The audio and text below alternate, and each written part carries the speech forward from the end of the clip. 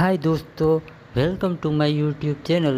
भाजपा के सदस्य हर्ष संघवी पर किया गोपाल इटालिया ने आक्रोश भरा भाषण। देख सकते हैं आप ये वीडियो।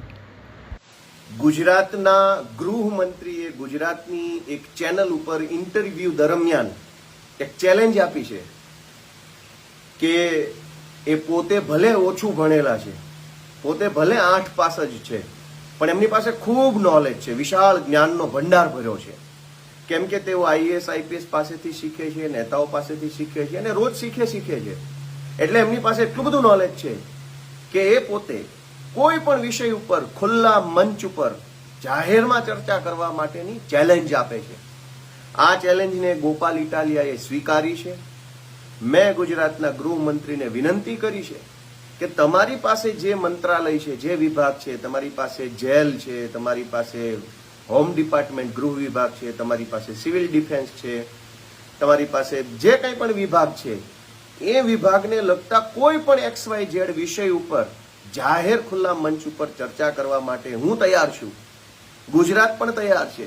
લોકોને જાણવું છે, લોકોને સમજવું છે, લોકોને પણ જેમ વેસ્ટર્ન કન્ટ્રીઝની અંદર નેતાઓ વચ્ચે ડિબેટ થાય છે, જનતા પોતે વિચારી શકે એવી રીતે જાહેર પ્લેટફોર્મ ઉપર ચર્ચા થાય છે, એવું ગુજરાતમાં પણ થાય એમ જનતા ઈચ્છે છે। માટે મારી ગુજરાતના ગૃહમંત્રીશ્રીને વિનંતી છે કે ચેનલ પણ તમે નક્કી કરો, એન્કર પણ તમે નક્કી કરો, મુદ્દો પણ તમે નક્કી કરો, સમય પણ તમે નક્કી કરો, તારીખ પણ તમે નક્કી કરો, જગ્યા પણ તમે નક્કી કરો, ઓડિયન્સ પણ તમે નક્કી કરો।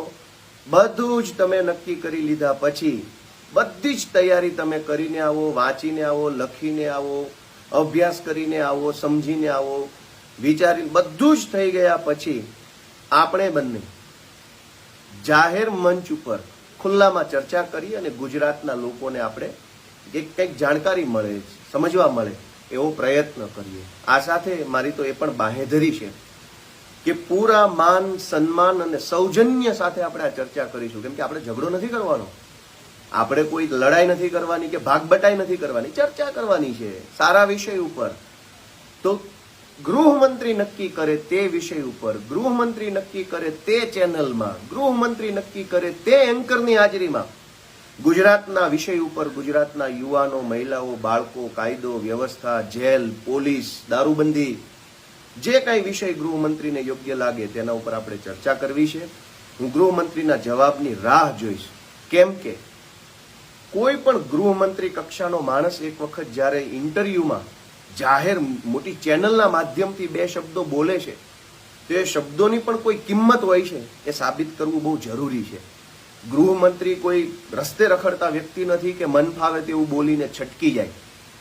આજે જો ગૃહમંત્રીએ ચેલેન્જ માર્યા પછી, ચેલેન્જ આપ્યા પછી અને મેં ચેલેન્જ સ્વીકાર્યા પછી જો ચર્ચા નહીં કરે તો ગુજરાતની જનતાને એવું લાગશે કે ગૃહમંત્રી બોલ બચ્ચન કરે છે, ગમે તેવી ફાંકા ફોજદારી કરે છે।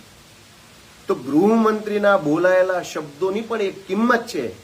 પ્રાણ જાય પણ વચન ન જાય એ પ્રકારે, અને તમે બધા તો ઠેકેદારો છો, તો તમે તમારા શબ્દોને પાળો છો, તમે તમારી બોલાયેલી વાત ઉપર સ્ટેન્ડ કરો છો, તમે જે વાત જાહેરમાં લલકારીને બોલો છો એ વાતની ઉપર તમે કાયમ રહો છો, એવું ગુજરાતની જનતાને ભરોસો અપાવવા માટે પણ તમારે જાહેર મંચ ઉપર ચર્ચા કરવી જોઈએ। હું રાહ જોઉં છું, આપણે ચર્ચા કરીશું।